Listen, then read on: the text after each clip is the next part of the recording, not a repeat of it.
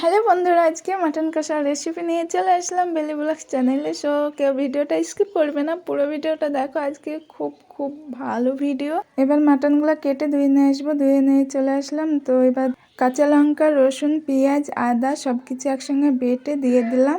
So দেখো সব কিছু বেটে দিয়ে দিয়েছি। তারপর নুন দিয়ে দিলাম পরিমাণ মতো, দিয়ে হলুদ গুঁড়ো দিয়ে দিব, হলুদ গুঁড়ো দিয়ে দিলাম পরিমাণ মতো। তারপরে গরম মশলা, বাড়িতে তৈরি করা গরম মশলা দিয়ে দিলাম। তো দিয়ে সর্ষের তেল দিয়ে দিলাম অনেকটা, দিয়ে এবার ভালোভাবে মাখিয়ে নেব। সো দেখো ভালোভাবে এবার মাখিয়ে নেব। গরম মশলা বাড়িতে কিভাবে তৈরি করে যারা জানো না আমাকে কমেন্ট করো, সেই ভিডিও নিয়ে আসবো খুব তাড়াতাড়ি। সো দেখো ভিডিওটা এবার সব কিছু দেওয়ার পরে এবার ভালোভাবে মাখিয়ে নেব। প্রায় 10 মিনিট এইভাবে মাখিয়ে নিতে হবে। আজকের মাটন কষা অন্যরকমভাবে হবে। তো দেখো এই রেসিপিটা সবাই বাড়িতে ট্রাই করবে, দেখবে সবাই এই রেসিপিটা খুব খুব পছন্দ করবে। তোমরা তো সব রকমভাবে মাটন কষা খেয়েছো, একবার এই ধরনের রেসিপিটা ট্রাই করো, খুব ভালো লাগবে। তো 15 মিনিট ঢাকা দিয়ে রাখবো।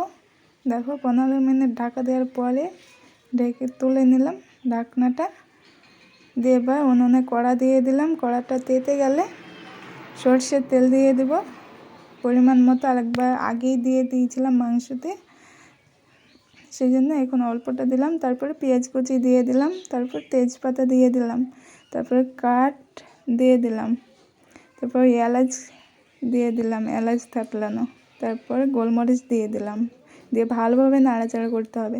এমনি রেখে দিবে না, নাড়াচাড়া করবে, নাহলে পুড়ে যাবে, পুড়ে গেলে ভালো লাগবে না। সো হালকা হালকা লাল হয়ে যাওয়ার পরে মাটনগুলো দিয়ে দেবো। তো দেখো মাটনগুলো দিয়ে দিলাম, দিয়ে নাড়াচাড়া করে নিতে হবে। ভিডিওটা ভালো লাগলে লাইক কমেন্ট শেয়ার করে দিও প্লিজ। নতুনরা সাবস্ক্রাইব করে পাশে থাকা বেল আইকনটাকে প্রেস করে আমাদের পাশেই থেকো অন্য ভিডিওর জন্য। সো দেখো এবার ভালোভাবে নাড়াচাড়া করছি, দিয়ে একটু রেখে দিব। যারা যারা আমার ভিডিওতে এখনও লাইক করো নি প্লিজ লাইক করে দাও। ছোট চ্যানেল বলে তোমরা লাইক করো না, তাই না? তোমরা যদি লাইক না করো তাহলে ছোট থেকে বড় কী করে হবো? প্লিজ লাইকটা করে দাও প্লিজ। এরপর কি ভিডিও দেখতে চাও কমেন্টে জানাও প্লিজ।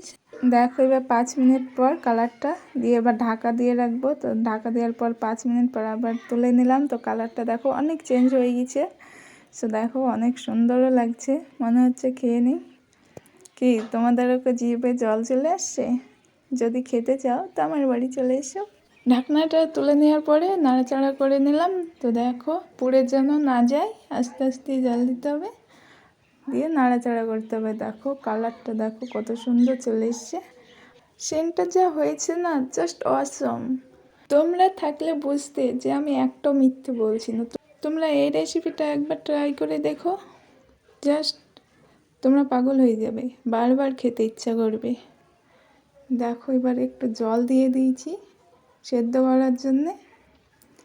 জল তো দিতেই হবে, সেদ্ধ না হলে খেতে ভালো লাগবে। তো জল দিয়ে নাড়াচাড়া করে নিলাম। 20 মিনিট উনুনেই রেখে দেবো সেদ্ধ করার জন্যে। সো দেখো আস্তে আস্তে জাল দিতে হবে, উনুনে রান্না করছি তো সেই জন্য জাল দিতে হবে, আর গ্যাসে হলে তো জাল দিতে হবে না। সো দেখো আস্তে আস্তে নাড়াচাড়া করে নিচ্ছি।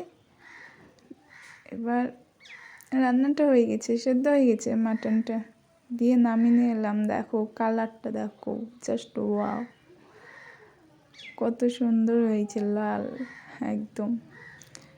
এই রেসিপিটা তোমরা প্লিজ প্লিজ একবার ট্রাই করে দেখো, ভালো লাগবে। তো ভিডিওটা এখানে শেষ করলাম, সবাই ভালো থেকো।